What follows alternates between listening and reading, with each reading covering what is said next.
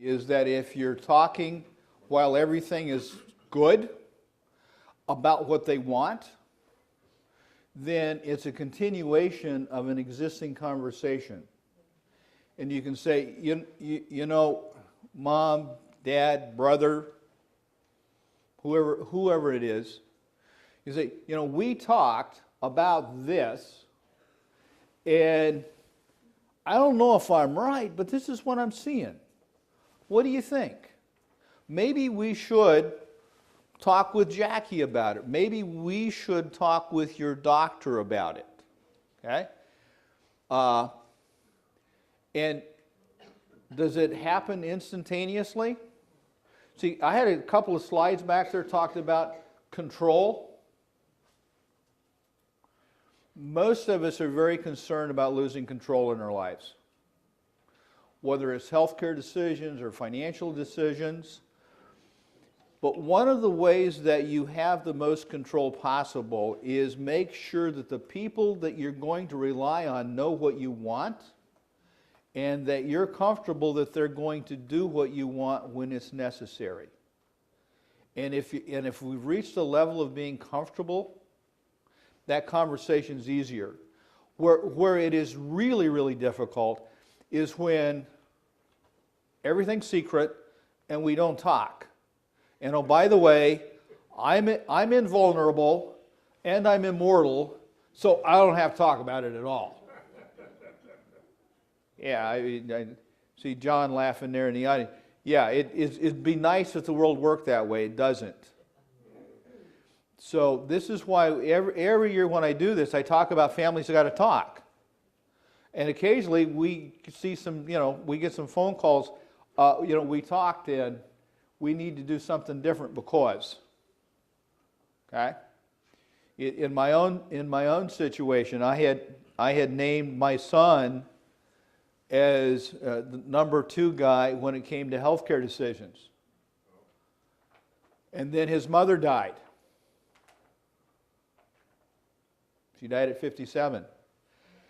And I watched how he dealt with that. Or maybe it's better to say how he didn't deal with it. And he's now the last guy on the list because my daughter dealt with it much better. She's more open. And even though she certainly was impacted by the loss of her mother, she was able to, continue and deal with it better. So sometimes you just learn stuff about family over time, which allows you to maybe make choices that will work better for both you and them. Okay?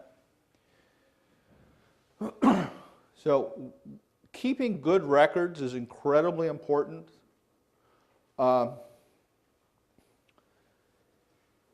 You have to know what you have. This is one of the reasons that every year we share back with you what we believe we know about your assets to make it easier for your loved ones to know where to start. It also allows us to be more helpful. You also have to account for income and expenses. It's hard to figure out what you can spend money on if you don't know what the income is, where it's going to come from, what the priorities are. Expenses change dramatically. If we've got a serious health issue, how many of you want to spend an extended period of time in a hospital, a rehab facility, or a nursing home? Man, I can't sell anything this morning, okay? So that's the response I get universally. But so we need to have some plan. We need to have some conversation about what your priorities are, not just I want to stay home. Well, how are we going to manage that? Okay? Oh, insurance claims? How many of you find insurance, health insurance especially, easy to deal with? Okay? On Medicare, it's a piece of cake, right? You have to know you deal with those. How are we going to pay those medical costs? And often, if accounting is not your thing, then you get an accountant. We'll help you find one. We even help some clients with this in-house. Get a family member who knows how to do this and is willing to spend the time so that you've got good records, because ultimately it can make a huge difference, especially if anybody questions what happened. Because, I mean, a little thing in the news, they keep talking about you got to follow the money. Well, sometimes people want to know what happened to the money. You got to have the records, okay? You have to understand what the coverage is. We've got a situation right now where a woman trying to help take care of mom decided not to apply for long-term care benefits because she wanted the long-term care to last as long as possible. What she didn't do was do the math that if she didn't have enough resources without using the long-term care, so now most of the money's gone, she's trying to use the long-term care, but it's not enough. So you have to try and be sure that you're aware of the whole situation and how it works. Don't just assume that it's all going to work out. Medicare, Medicaid, you do have to understand those, and I'm going to tell you the web is not the best place to get your understanding. There's a lot of information there, but it's not going to answer the questions that you really need to have answered. Social Security, you may need to become something called a representative payee for someone who has an incapacity.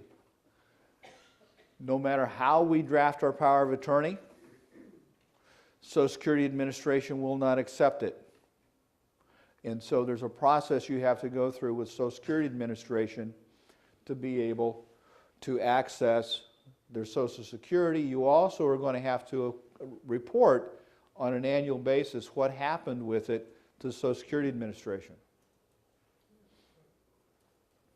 Okay.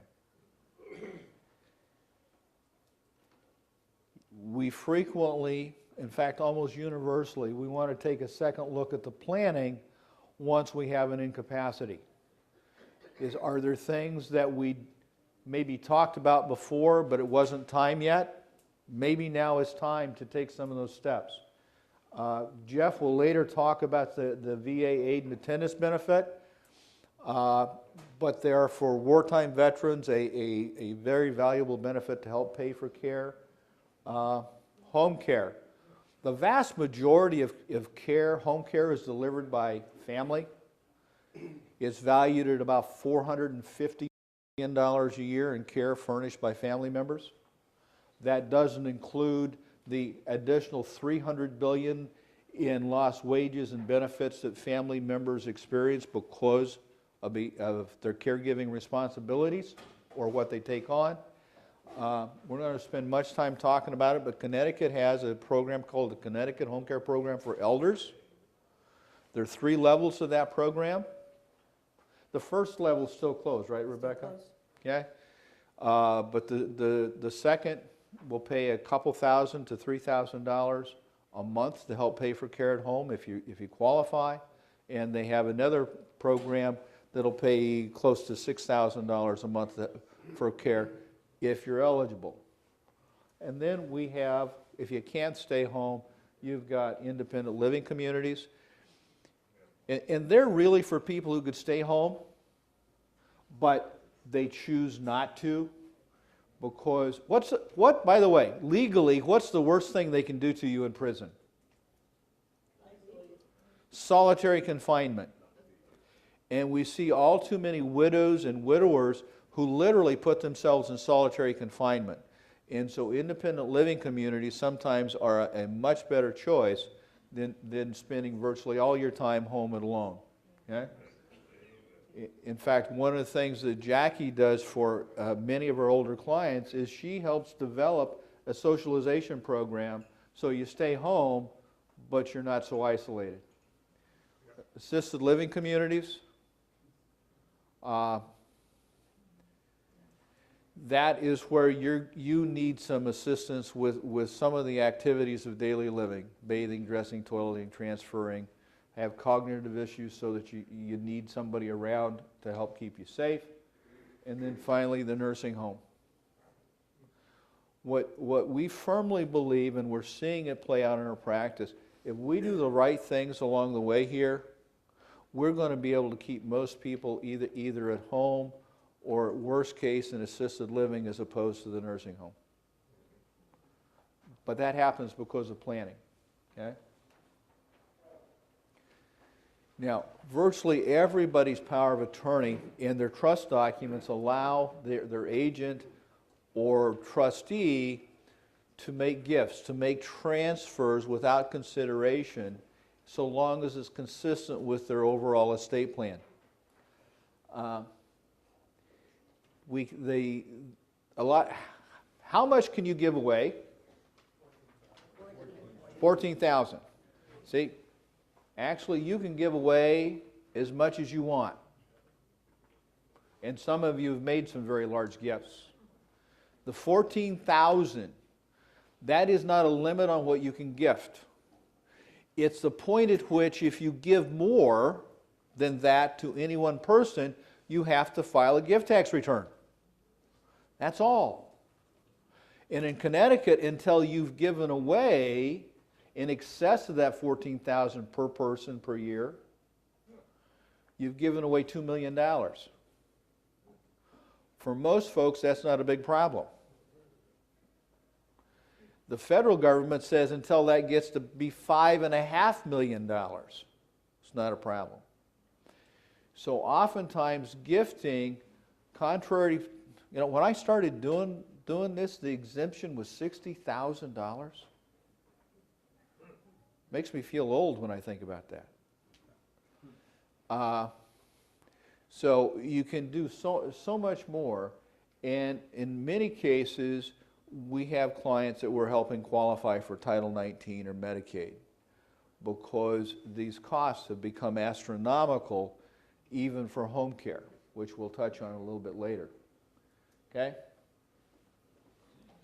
Home care has become much more expensive. The Department of Labor decided that assistance at home, people furnishing assistance in your home, have to be paid overtime. And there have been some creative planning or approaches to try and manage that, but what it's done is caused the cost of home care to go up dramatically. We used to be able to get good care for folks in home 24 hours a day for under $6,000 a month.